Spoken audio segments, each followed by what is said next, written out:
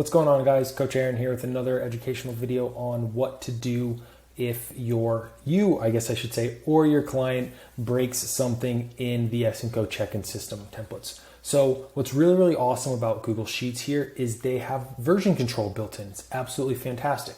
So up right here on the top above the toolbar, you'll see something about last edit made a certain amount of time ago. If you have the file shared with other people, it will give you who made the edit. If it's only yourself, it'll just say last change made X amount of time. So I'm going to click on that. And what it's going to do is bring me into this version history section for the template.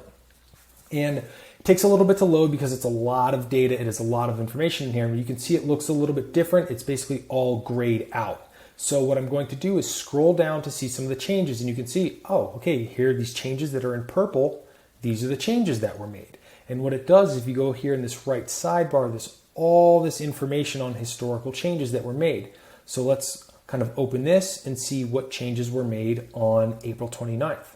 So what you can see is on this one, apparently there were none, but let's kind of pop into this one and see, okay, here are some of my changes. So I remember that I made the changes to, I believe, the configuration sheet here, and you can see in like blue or different colors will be the changes that you can make. And then what's nice is, let's say that I know this is like this last version is the best one. Let's say this one here from today, or that's not today. Today's July.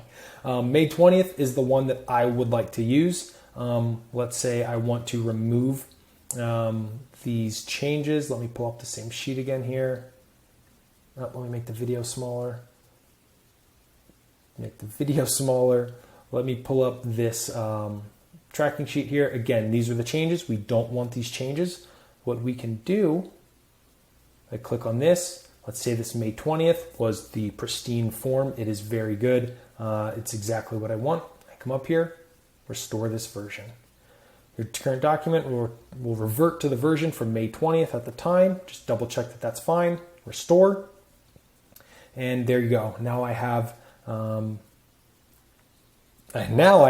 restored version. As you can see, that change that the client made on the 12th is not there, and I am back to a functioning order. So the version history, again, it's right here. It'll say last edit was made. The changes get auto-saved. It is very powerful. This is one of the many features of this. The version control history is absolutely fantastic. You can kind of step through your version history, see where you made a breaking change, or your client perhaps made a breaking change, and you literally just revert and you're back to a pristine copy. So hope this is helpful.